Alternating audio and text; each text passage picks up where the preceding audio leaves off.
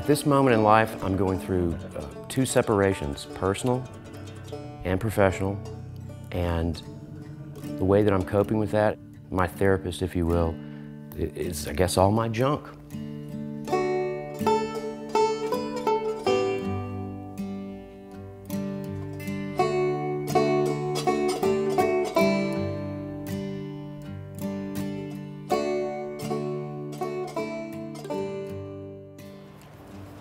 Dollar Johnny's.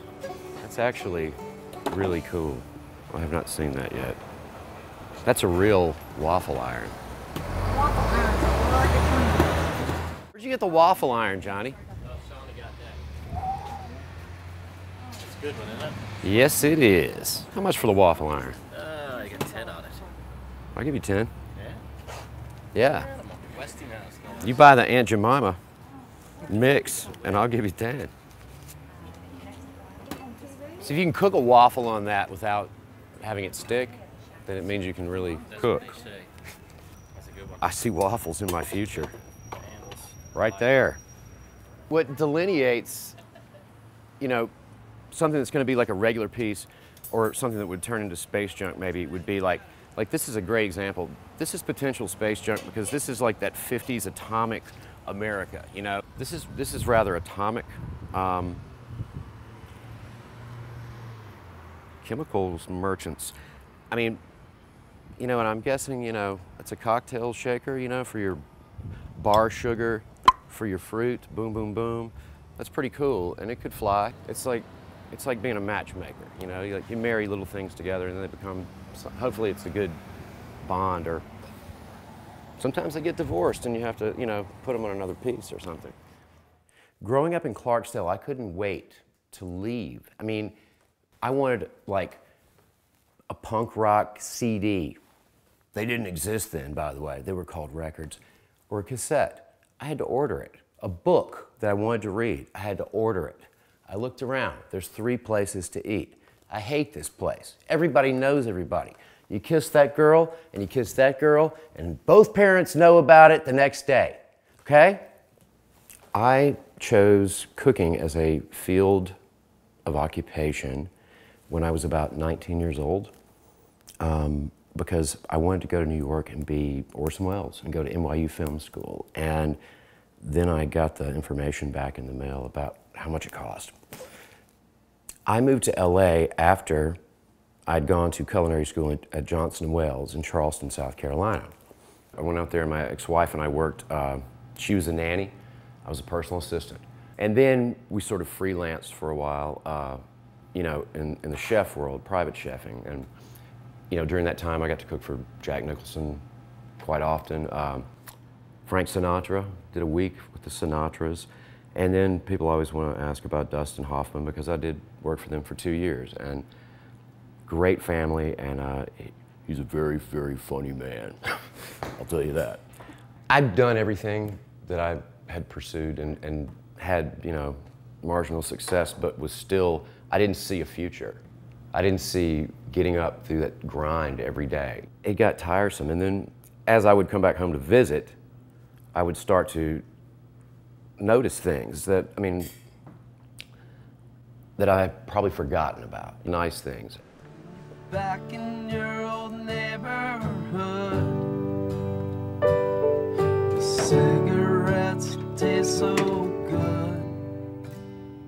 Right now, we're leaving civilization, and we're jumping on what I like to refer to as the big black mamba of the Delta, which is New Africa Road.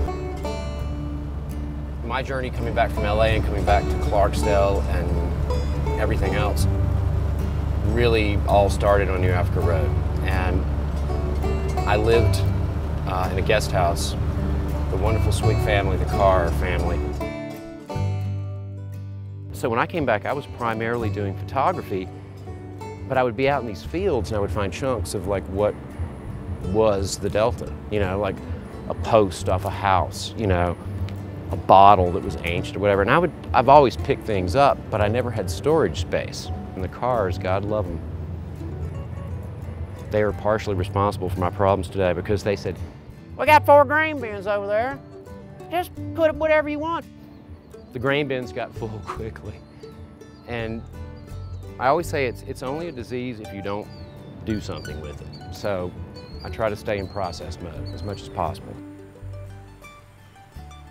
I would not go so far as to say that Clarksdale is freedom, but I think there are more opportunities for freedom for an individual here. I mean, the fact that you can get out of town and, you know, sit on a swing somewhere. You can't do that in a city, you know. I mean, I felt very confined and claustrophobic almost the last couple of years that I lived in LA. And, you know, and the familiarity factor of being in your hometown and knowing, you know, a lot of people is that, you know, you might be broken down on the side of the road one day, and one of those people probably will come by and gladly stop and help you. Randall has so much passion that he is, everything he looks at is something he can Randallize in some form or fashion. We sat up in my apartment one night and talked about it, and my idea was to do something that was art, architecture, and salvage, done in a really cool way with a mild food element. And it was voted away at the table to maybe we do a restaurant, and that's a separate business. When Rust first opened, you know, there was a lot of, there was some excitement. There was excitement, but there was more like, you know, what has he been doing? You know, what's Randall, can he do it? He did it. Not only did he do it with his decor, but he did it with the food. Yeah, I love to cook. I mean, I always have, and I'm pretty good at it, but it doesn't tickle that nerve, you know, that everybody, you need the right nerve to be tickled. The thing with Rust was, I don't do well, the older I get, with people asking me questions on a regular basis. He was frustrated, he just didn't have time. And the whole gig of Rust was he was decorating the place, and he always changed it and kept making more creations and putting things in and out because he couldn't stop being an artist, you know what I mean? But he couldn't work on that all night long and then show up in the restaurant the next day and go, oh crap, I still got all this shit laying around, but now I'm already here at my other job. God damn it, you know, that'll make you crazy. And recently they had an amiable split, and it's good. You know, I think it's the best thing for him. I'm trying to think about what I'm doing, and that is selfish. And that does not work well with the world or with relationships. You can love to play with kids and have a great time, and you can love to love someone and have a great time, but if there's like this constant ticking thing, it seems to interfere with that a great deal. I'm sorry to, you know, that he's not going to be around the restaurant as much, but I'm excited to see what's coming next, because it's going to be an adventure. Always is. What I'm doing right now is opening up what I call a work studio. And I'm not really opening it up, I'm just working there. Ease your worries, ease your mind. Let the love run up your spine. 'Cause baby, when the medicine hits, soon be on your feet. I'm gonna slap your pappy when we get to. I could never live in a place where the furniture stayed in the same spot for 50 years. Because doesn't that make your mind stop in time also and kind of freeze up, you know? I used to drive my ex-wife, who is a dear friend of mine still, nuts, because there would be nights I would stay up all night, and I would crawl in bed at like 6:30 in the morning, and she was about to go to work, and she's like, "Were you up all night?" I'm like, "Yeah." "Did you rearrange the entire house?" I'm like, "Maybe." All right, so the piece that we're going to put together right now is a very Louise Nevelson inspired piece, and she was an artist who used architectural elements and just put them together in a form and fashion that becomes very aesthetically pleasing to the eye.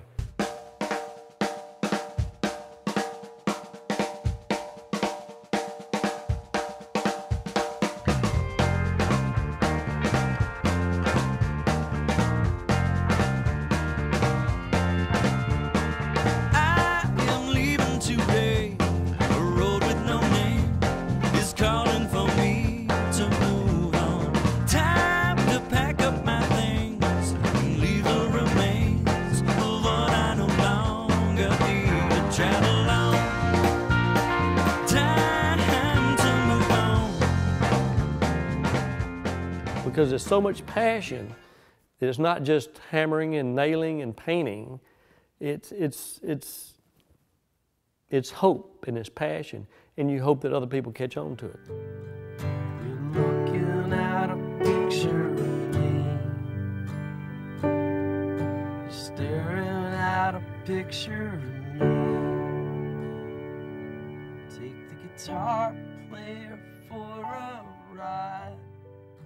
I would like to stay here and create things and make art out of what is inspiring and what is found or thrown away. So throw away your garbage, please, for God's sake. But if it's really heavy and made of metal, don't put it in a bag. Because I'd like to stay here and make something out of it.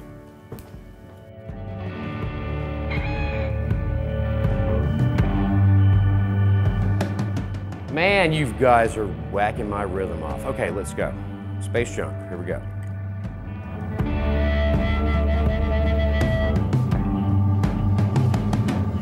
Outer space, we were taught as children of my generation, anyway, I'm 41, was space, the final frontier.